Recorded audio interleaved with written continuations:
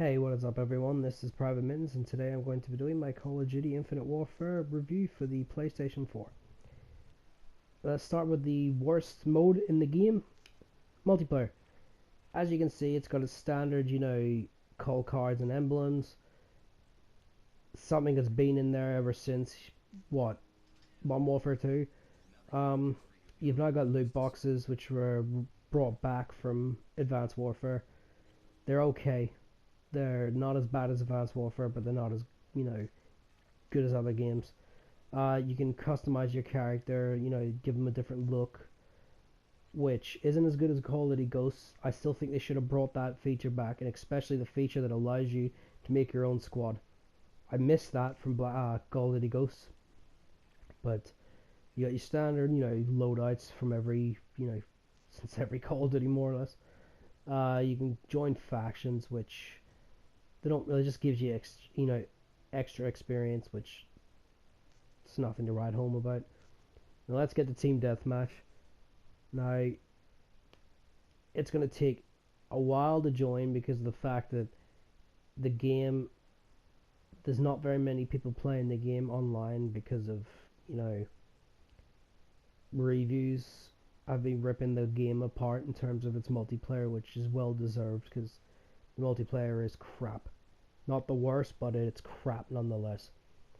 Team deathmatch, the most populated game mode in any Call of Duty. Look how long it took me to find a match there. Any other Call of Duty, boom, I'd find a match straight away. I've had instances where I've lagged out for no reason. And yeah, other games like Overwatch, I've had no issue like that at all. And I can't play with my friends sometimes. It lags one of us out because it's Call of Duty, But as you can see, graphics, they're okay. They're as good as Black Ops 3 is, which is funny because Advanced Warfare is still the best looking Call of Duty we've seen. And it's a pity they're all not running off that, graphical engine that, powered Advanced Warfare, but yeah. As you can see, you can drop people so quickly and they can drop you so quickly in this game. It's something the series never should have, if anyone's played prior to Modern Warfare 2, like they've played, any of the ones before that, you'll know that there was guns that could drop them very quickly, but most firefights would be not long, but not particularly short like they are in this. As you can see, it's like it's a killing ground, that's all it really is. And it's a pity because the multiplayer it's not worth, if you're one of these people that play Call of Duty just for the multiplayer and not other modes, you're going to be solely disappointed. The multiplayer is shit. They still got the exosuits that was introduced from Advanced Warfare. I think they should go. I want it to go back to the way Call of Duty was, where it was just, boots on the ground kind of thing, instead of, fucking jumping rabbits.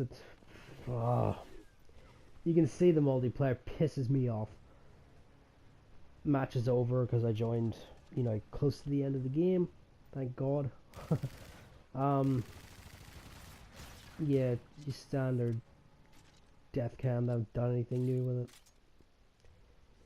It does what Black Ops 3 did, where the winning team's best 3 players get to stand on a podium and taunt. So yeah, that's back.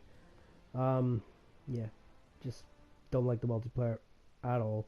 And I'm on already level rank 21, so you can't sit there and say I haven't put time into it. You rank up your level, your faction, and you get keys for doing that. So you do consistently get rewarded with experience. This just tells you how well you've played, where you went wrong and right in that last match. And then you got your standard scoreboard, which every game has more or less.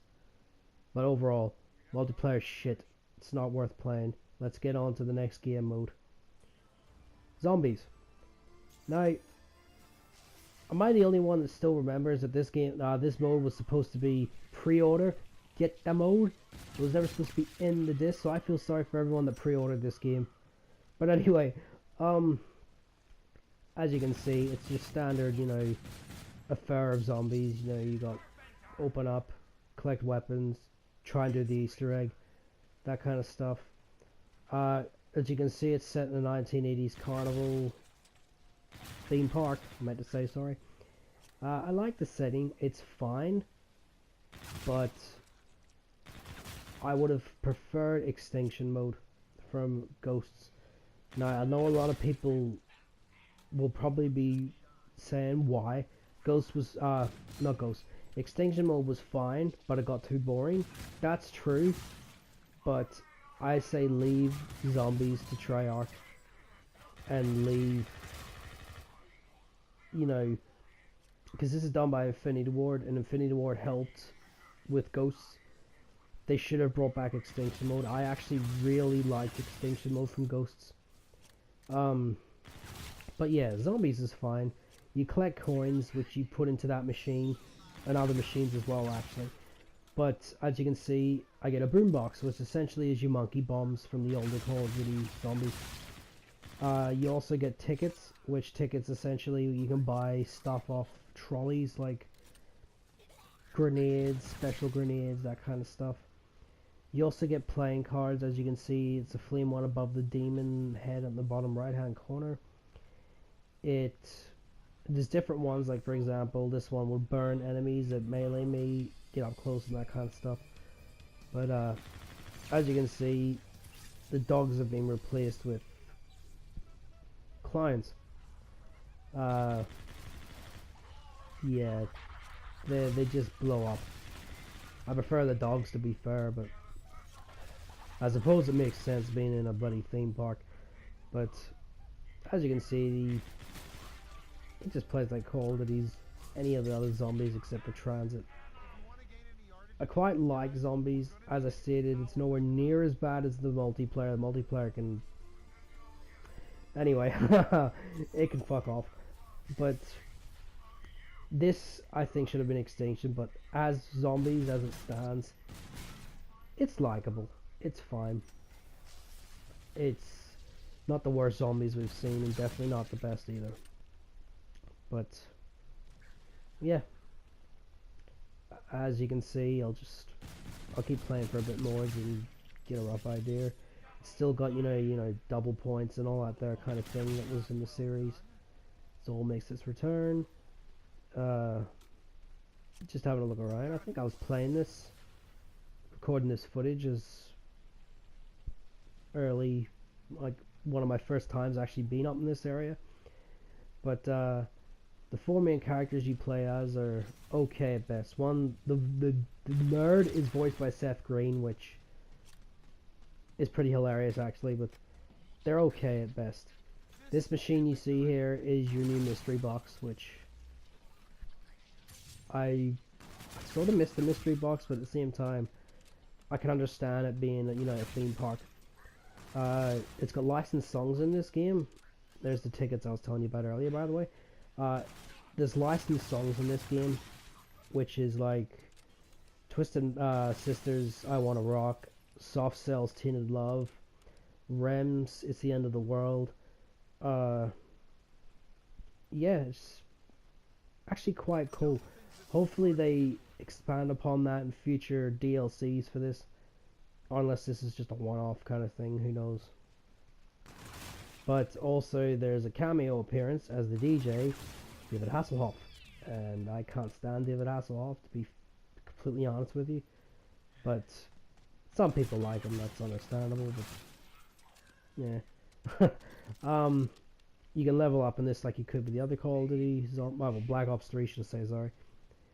Just all it really does is you can customize the cosmetic look and add, you know, attachments and that kind of thing for your guns off the wall. But yeah, I'll let the zombie knock me down and show you the last part of this before we move on to the single player. Now, because I've got self-revive, I'll be able to show you this. If you're playing with other people or you have self-revive and solo yourself, you go to a hub world like this, where you can play mini games and arcade cabinets. which is actually pretty. It's really the best way of putting this is I didn't want it, but now that I've seen it, I want it. If you know what I mean. I think every Call of Duty should have like its own lobby mode like that there when you die, where you can do different things. Like as you can see, I'm playing Pitfall 2. You can play these kind of games. You know, you see it, bowling alleys and that kind of thing. Where basketball, which I'm doing absolutely horrendously at the moment. But it's a thought that counts, and I actually really do like that. And there's also a TV on the bar, you'll see me walk past. That essentially just means you can spectate other players, which obviously doesn't do anything because I'm playing solo. Now, to end this off, if you run back as fast as you can to this where it says LF, you get your weapons back that you had in the previous life, which it's a welcome change, but let's get to the actual best part of the game, the single player. Now I'm going to show you the aircraft sequences because they are the best of the single player, but the single player is great nonetheless. As you can see, you actually get the take off, and you'll see later on you get the land too.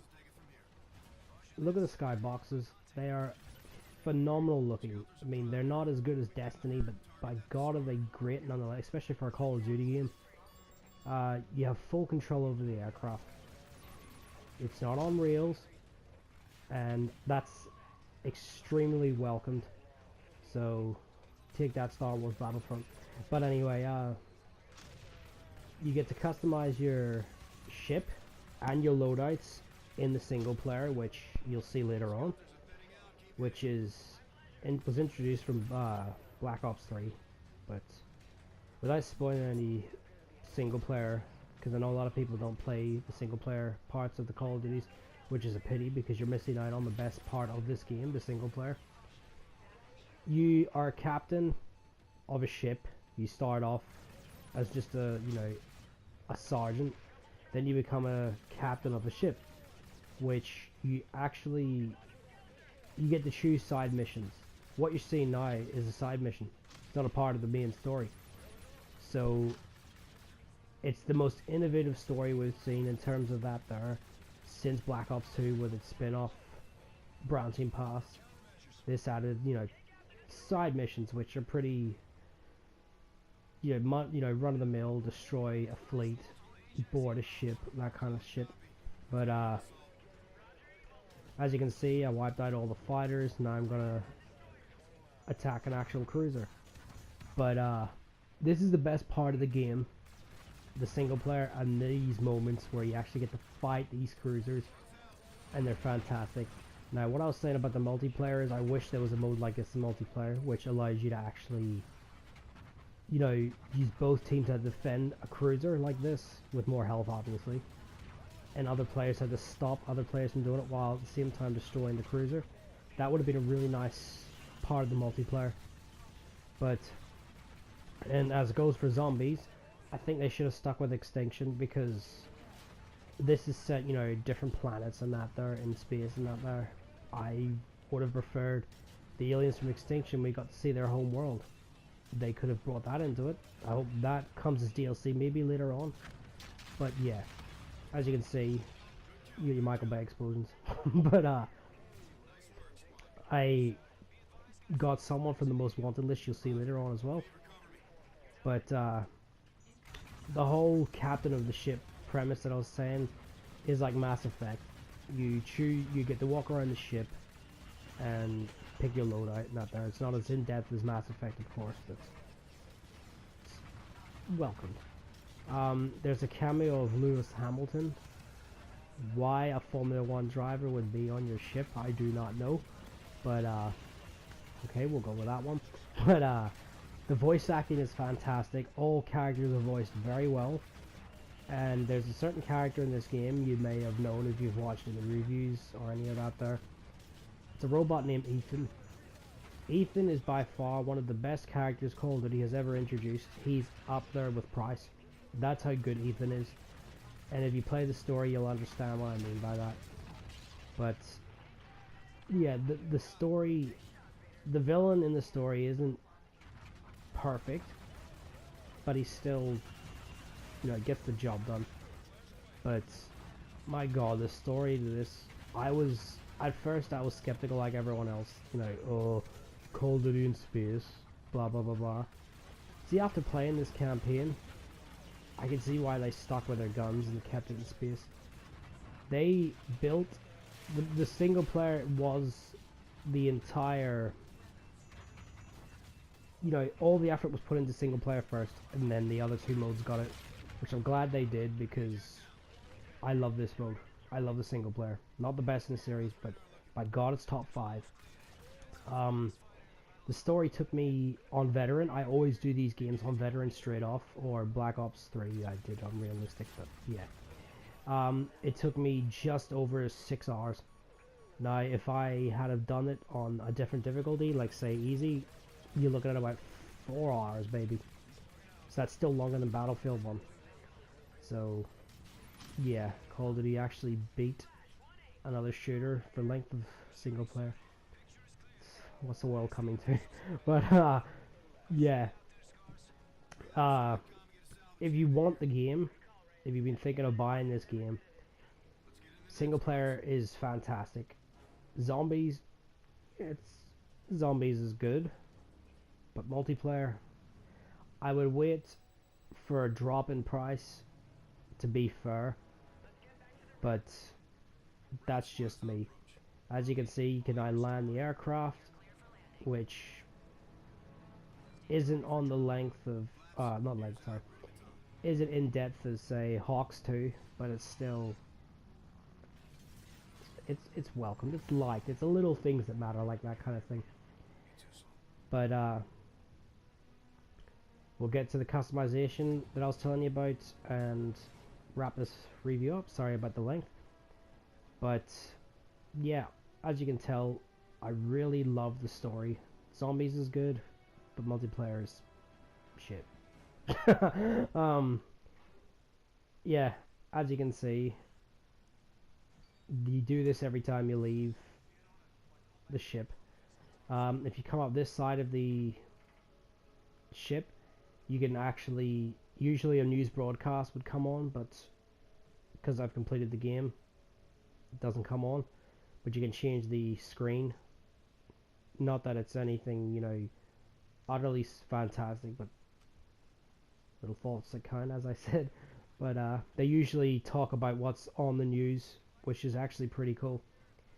I'll be entering the main hub world, not hub world, but your command room, which on the bench there you'll see in a minute. You get to select your mission in that. That's your most wanted level. Oh, your most wanted board, sorry. You get a trophy for hunting them all down. That's really all it's for.